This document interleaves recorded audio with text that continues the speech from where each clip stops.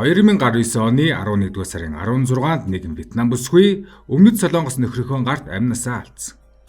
Түүнийг хөх болон гэдэслүүн ойролцоогоор 10 удаа утгалсан байж улмаар нөхөр нь түүнийг үхсний дараа биеийг нь уутаар ороож бүх эд зүйлсийг нь хамт жолоо бүсийн хойд хэсэгт байрлах цэцэрлэг төрөлнгийн модон дунд болсон байна.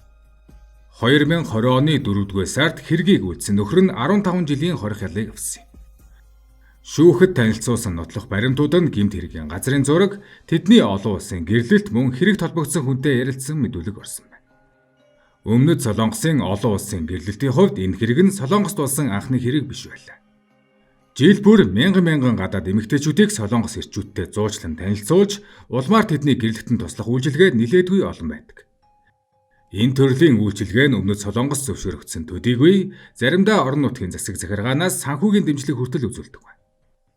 Олон улсын гэж нэрлэгдэх энэ гэрлэлтийн хувьд аз жаргалтай хосууд цөөнгүй байх ч зарим эмэгтэйчүүдэд энэ аз таарсангүй. Тэд зуучлалаар нөхөртөөгөө танилцсан улмаар тэдэнтэй гэрлэж албан ёсны Солонгос иргэншил авдагч гадны эмэгтэйчүүдийн хувьд энэ нь ялгуурлан гадуурхалтанд өртгөөс гадна гэр бүлийн хүчирхийллийн золиос болж улмаар амь насаа алдахад хүргэж байна. Эдгээр гадаад эхнэрүүдийнх нь олонх нь Вьетнам эмэгтэйчүүд.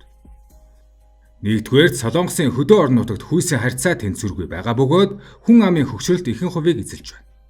Солонгосын хөдөө орон нутгийн хүйсийн харьцаа хэдэн 10 жилийн турш тэнцвэргүй байгаа аж үүний үндсэн шалтгаан нь Солонгосын уламжлалт соёлын системд оршиж байна. Тухайлбал гэр бүлийн эрэгтэйчүүд гэр бүлийнхээ амьдралыг тэтгэж бизнес болон газар өмжиллийг өвлөн авч хөгжүүлэхэн ажиллагааг хариуцах үүрэгтэй байдаг. Харин залуу эмэгтэйчүүд ихэвчлэн томоохон хотуудад ажил олох болон гэрлэхээр явдаг. Орон нутгийн засаг захиргаа нь 1980-ад оноос хойш хувийн гэрлэлт зуучлагч агентлагуудыг дэмжиж ирсэн. Тэдгээр агентлагууд Солонгос эмэгтэйчүүдийг хөдөө орон нутгийн ганц бие ирчүүдэд танилцуулж гэрлэхтэн тусалдаг байв. Харин зуучлагчид 4-6 сая воны цалин өртөн. Энэ нь 1980-ад онд их хэмжээний мөнгө юм. Дараагийн 10 жилүүдэд зөвхөн Солонгос үндэстнээр хязгаарлагдахгүй, харин Филиппин, Вьетнам, Камбож болон бусад орнуудаас ирсэн эмэгтэйчүүд ч байсан. Тэдний дунд Вьетнам эхнэрүүд хамгийн олон байдаг.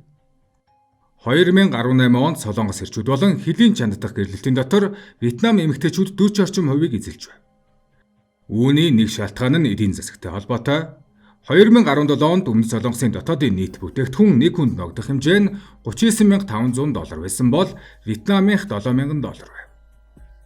Залуу Вьетнам бүсгүйчүүд ядуурлаас зугтаж, илүү сайн амьдрал хайж эх орондоо байгаа гэр бүлдээ мөнгө илгээх хүсэлтэй. Тэдний хувьд эх орноосоо гарах танихгүй хүнтэй гэрлэх, тэр ч байтугай өөр орчинд амьдрах нь үнэхээр том аз гэж үздэг байна. Гэвч тэдний ийхүү хүсэм мөрөөдсөн амьдрал нь ихэвчлэн өвдөлт, сэтгэл зүйн гэмтэл, ялгуурлан гадуурхал, хүчирхийлэл бүр амь насаа алдснаар төгсдөг байна. Өмнө дурдсан Вьетнам эмэгтэй үхлийн хувьд тэрээр гэрлэлт зуучлагч агентлагаар дамжуулан нөхөртөөгөө танилцсан. 2018 оны 11-р сард 29 настай Трин гэх хүүг хохирогч эмэгтэй нь 50 настай Солонгосын шинтэй зуучлалаар танилцсан уулзаж улмаар Вьетнамд хормой хийсэн. Трин нь Солонгос хэл огт мэддэггүй байсан бөгөөд түүний нөхөрч бас Вьетнам хэл мэддэггүй. Гэсэн ч тэд эцэст нь гэрэлцгээс юм. Учир нь Трин ядуурлаас салж гэр бүлээ дэмжихийг хүсэж байсан. Харин түүний нөхөр нь эхнэртэй болохыг хүсэж байв. Гэрлэлтээс хойш 7 хоногийн дараа Вьетнам бүсгүй Солонгост ирж нөхрийнхөө гэрт амьдрах болсон. Гэвч харамсалтай нь сайхан ирээдүй, сайхан амьдрал түүний зүүдэнд л байсан. Бодит байдал дээрээ Трин болон түүний нөхөр хэлний саад бэрхшээл амьдралын хэв маягийн зөрүү санхүүгийн асуудлаасаа болж байнга маргалддаг байв. 3 сарын дараа Трин нөхөртөө өөр хотод хамаатантайгаа амьдрах гэж байгаагаа хэлсэн бөгөөд тэд дахин маргалдсан байна. Шүүхийн баримтуудаас үзэхэд түүний нөхөр хутга авч бүсгүйн хөх болон гэдэс рүү нь ойролцоогоор 10 удаа хутгалж эцэстэн дээр амь насаа алдсан байна. Амиа алдсан бүсгүйг Солонгост ирэхээс яг 1 сарын өмнө тус улсын нийгмийн сүлжээгээр өөр нэгэн Вьетнам эхнэрийн гунигтай түүх олон нийтэд хүрсэн байдаг.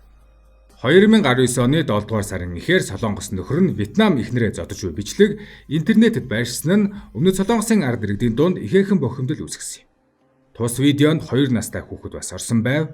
Хүүхдийнхээ өмнө нөхөр нь эхнэрээ шийтгэн зодож нүүр толгойгүй цохиж байсан. Эхнэр нь газар суугаад хүүхэд нь эхийнхээ зодуурт өртөх дүр зургийг харан уйлж байгаа бичлэг цахим орчинд тархсан. Хохирогч эмэгтэй найзтайгаа холбогдож улмаар цагдаад мэдэгдэн цагдаагийнхан шалгалт хийж нөхөр аг баривчилж эхнэр бэгийн мэдүүлгийг орчуулагчийн тусламжтайгаар авчээ. Би нөхөр Атай 3 жилийн өмнө танилцж жирэмсэн үедээ Вьетнамд очиж хүүхдэд төрүүлсэн.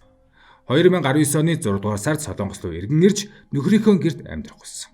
Хэмээн хэлсэн байна. Тэрээр Солонгост ирээд ердөө 1 сараас илүү хугацаа өнгөрч байсан ч энэ богино хугацаанд нөхөр нь түүнийг Солонгос хэл сайн мэдэхгүй гэсэн шалтгаанаар байнга зодож доромжилдог байв. Эмэгтэй хамгийн сайн сурсан үг нь нөхөртөө хэлдэг уушлалт байж, тэр нь би буруу зүйл хийсэн. Намайг битгий зодооч хэмээх үгсүүд байж. Тэр би энэ өгүүлбэрийг байнга хэлдэг, тийм болохоор их сайн хэлж сурсан гэж.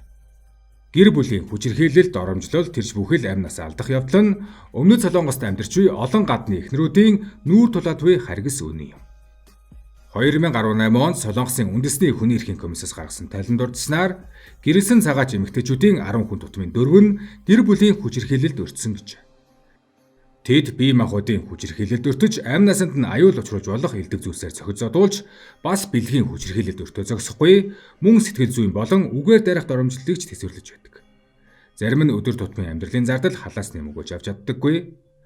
Ер нь Солонгос улсад эмэгтэй хүний хувьд амьдрах нь тийм ч амар биш. Өнгөрсөн жил Солонгосын хүйсийн тэгш байдлын газрын явуулсан судалгаанд оруулсан Солонгос эмэгтэйчүүдийн ойролцоогоор 29% нь гэр бүлийн хүчирхийлэлд өртөжээ. Үүн дотроо янз бүрийн хүчирхийлэлд өртөж байсан гэж хариулжээ. Харин энэ тоо цагаач эмэгтэйчүүдийн дунд 42%-ийг эзэлдэг байна. Гадны эхнэрүүдийн 42%-аас илүү нь бие махбодын болон үг хэлний, бэлгийн болон санхүүгийн хүчирхийлэл зэрэг гэр бүлийн хүчирхийлэлд өртсөн гэж мэдүүлсэн байна. Солонгосын уугуул эмэгтэйчүүд хүйсийн гүн гүнзгий ялгууралтай тэмцэж байхад цагаач эмэгтэйчүүд үүн дээр нэмээд арьс өнгөний үслийн ялгуурлыг даван тесвэрлэх шаардлагатай болдог. Солонгос дахь цагаач эмэгтэйчүүдийн хүний эрхийн төвийн дарга Сүү Ёншүү хэлэхдээ Солонгосчууд барууны орнуудын өмнө доогуур төвшний мэдрэмжтэй байдаг ч өөрсдийгөө арьс өнгөний үзлийн хохирог чимээн тодорхойлох хандлагатай. Гисэн атлаа эдийн засгийн хувьд өөрсдөөс нь бага орнуудын хүмүүсийг улам дорд үздэг зан авир гаргадаг гэж байна. Ийм хос ялгуурлал нь гадны орны эхнэрт бүр онцгойлон мэдрэгддэг бөгөөд тэдний гэр бүлийн амьдралыг улам л хүнд болгодог. Жишээлбэл хадам талын гэр бүлээс ялгуурлан гадуурхах мэдрэмж авах, Солонгос хадам их нь хоол хийх чадварыг нь шүүмжлэх. Зарим гэр бүл тэднийг гадны хүн хэмээн үзэж гэр бүлийн шийдвэр гаргах явцад оролцоолохгүй байх гэх мэт. Тэд хүний ёсоор нөхөртөөгөө эрэх тэгш байдалд хязгаарч байж чаддаггүй, нөхөртөө бүрэн хамааралтай болдог. Өмнөд Солонгосын цагаачлалын хуулийн дагуу гадаад эхнэрүүд 5 жил тутам визээ нөхрөөрөө баталгаажуулах шаардлагатай байдаг. Энэ төрлийн визтэй эмэгтэйчүүд Солонгос ажиллаж, эцэстээ байнгын оршин суугч болох боломжтой. Хэрвээ нөхөр нь визийн баталгаа цуцлана гэж сүрдүүлбэл эхнэр нь хүчирхийлэлд өртсөн ч эсвэл салмаар байсан ч нутаг буцаагдах гэсэн айцаасаа болж төвчиж аз жаргалгүй гэрэлтийг үргэлжлүүлэхээс өөр аргагүй дурдаг. Хэрвээ нөхөр нь хүчирхийлэл үзүүлдэг гэж гомдол гарган нөхрөөсөө салж Солонгост амьдрахыг хүсвэл түүнийг хүчирхийлэл үзснийг баримтаар нотлох шаардлагатай болдог. Хэрвээ хосоод хүүхэдгүйгээр салбал эхнэр нь нутаг буцах ёстой. Эдгээр систем нь Солонгос нөхрийн эрх мэдлийг улам нэмэгдүүлж, гадаад эхнэрүүдийн эрхийг улам сулруулан тэдний хяналтандаа байлгах нөхцөлийг бүрдүүлж өгдөг. Бодит байдал дээр эхнэр нь үнэхээр гэр бүлийн хүчирхийлэлд өртсөн ч гадаад оронд амьдарч байгаа гэдгээсээ болоод хэлний бэрхшээлтэй таньдаг хүнгүй, хин тантхаа мэдэхгүй нөхцөл байдалд ордог нь илбэг.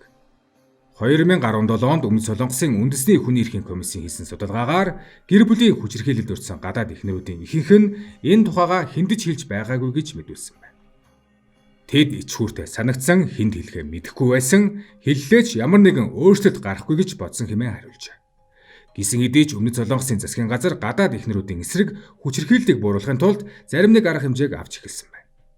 Гадаад хүнтэй гэрлэж буй Солонгос ирчүүдийн соёлын ялгаа, хүний эрх, гэр бүлийн хүчирхийллээс урьдчилан сэргийлэх тухай боловсрол хамруулах арга хэмжээ авдаг гэсэн. Гэвч эдгээр ганц нэг арга хэмжээ нь үндсээрээ суусан ялгуурлал системийн гажуудлыг арилгаж чадахгүй. Гадаад эхнэрүүдийн эсрэг хүчирхийллийг бүрэн дасан зогсоох хэцүү хэвээр байна. Үүнийг жинхэнэ утгаар шийдвэрлэхийн тулд хууль, бодлого, олон нийтийн хандлагыг зэрэг өөрчлөх шаардлагатай. Хохирогчдод хандах шуурхай олон хил дээрх тусламжийн систем, эрх зүйн хамгаалалт, нийгмийн дэмжлэг бодитоор хэрэгжих ёстой. Олон улсын гэрлэлтийн хандлага нэмэгцээр байгаа бөгөөд Өмнөд Солонгост гэрлэн ирж буй гадны эмэгтэйчүүдийн тоо одоо ч өссөөр. Магадгүй тэд илүү сайхан амьдралын төлөө найдвар тээж ирдэг, гэвч тэдний хүссэн шиг гоё сайхан зүйл ихэнхдээ тэнд байхгүй. Зөвхөн 2023 онд л гэхэд 20,431 гадаад эмэгтэйчүүд Өмнөд Солонгос ирчүүтэй гэрлэлтэд батлуулсан гэх тайлан хийгджээ.